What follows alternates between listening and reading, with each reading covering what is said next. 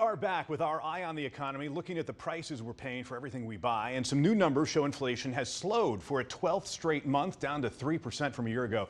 Let's talk about it with Laura Ulrich, an economist with the Fed. She lives here in North Carolina. Laura, thanks for joining us. So prices aren't going up as much as they were. Where are we right now in the fight against inflation? Yeah, so I think the report yesterday was, in my view, somewhere between good news and great news. On the great news side, overall inflation, you're right, is down to 3%.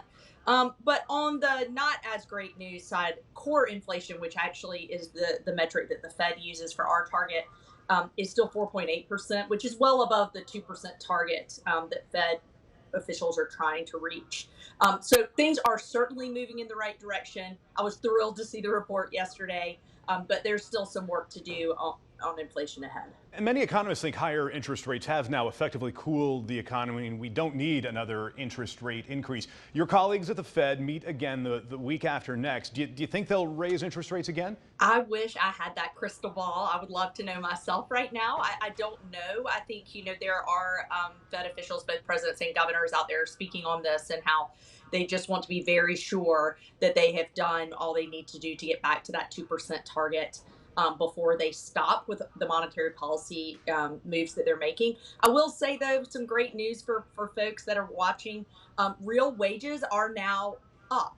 So as inflation's been going up, wages have been going up too, but not as high as inflation. So when you go out and buy things in stores and when you're living your day-to-day life, you feel like you have less money, right? But that's now turning around. And so the good news is that people will now feel like they have more money in their pockets as real wages rise. So that's a real positive for everyday Americans, and hopefully that will continue in the weeks ahead. And if that's the case, then you'll certainly see the Fed pull back at some point. We love the sound of that. More money. Feels like we have more money in the wallet. That's always a good sign. Laura Ulrich, a regional economist with the Fed who lives here in North Carolina. It's always great to see you. Now we'll focus on what happens with the Fed at the meeting on July 25th Absolutely. and 26th to see what happens with interest rates. Laura, we'll see you again soon. Thanks. Thanks for having me.